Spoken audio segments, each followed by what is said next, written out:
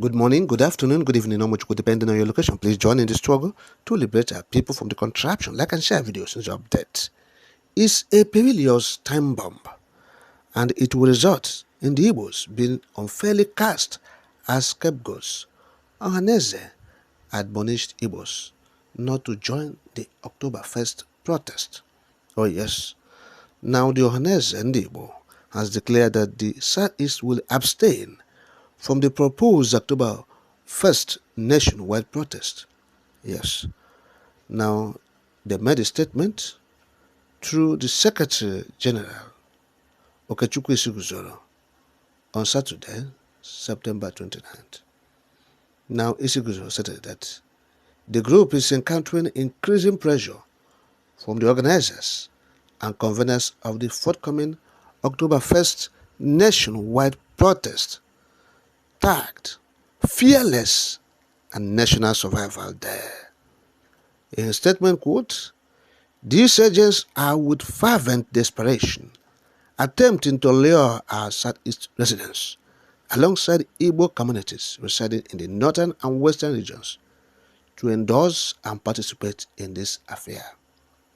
Disturbingly, we have uncovered that two former presidential candidates from the 2022 elections are covertly orchestrating these protests, enlisting surrogates who masquerade as civil society organizations. Their primary objective appears to be to secure the endorsement of the Southeast and Igbo populace for this October 1st demonstration.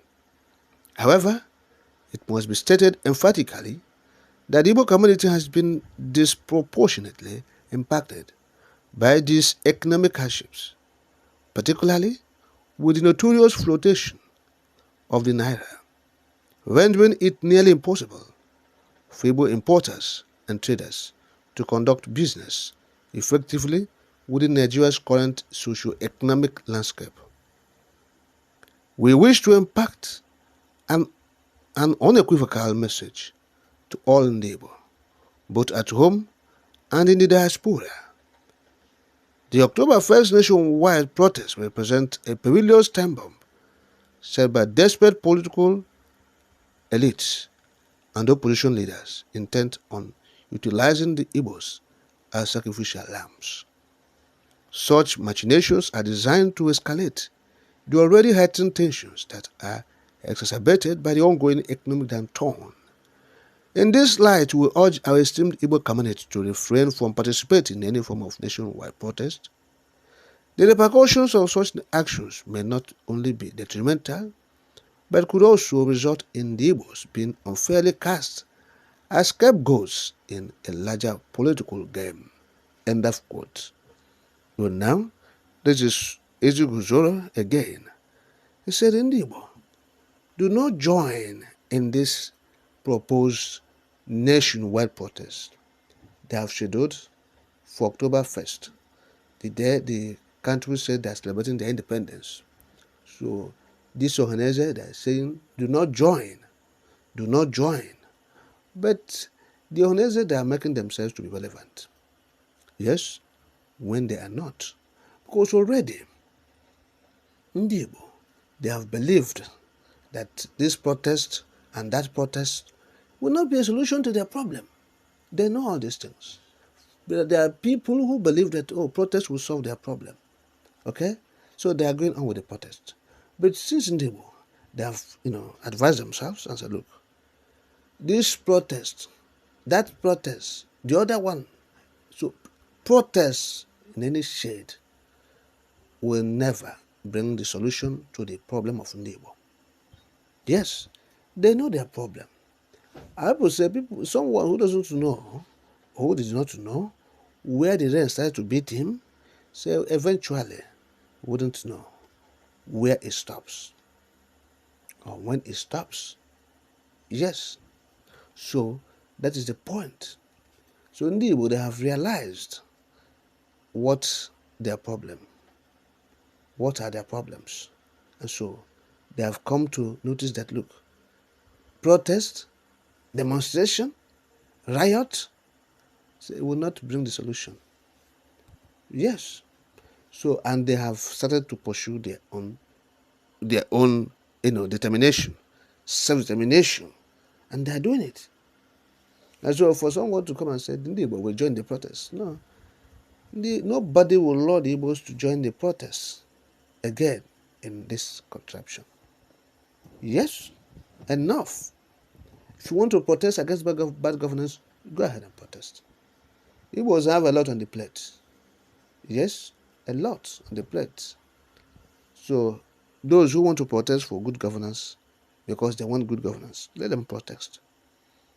Those who protesting that the government dealing harshly on them, they call it bad governance. So dealing hardly or harshly on them, they can go to the streets and protest.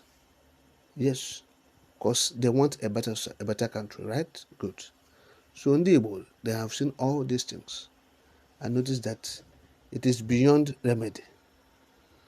It is beyond remedy. The problem of the contraption, the problem of Nigeria is beyond protest. It's fundamental issue. Okay? Yes. So you ask yourself very important questions.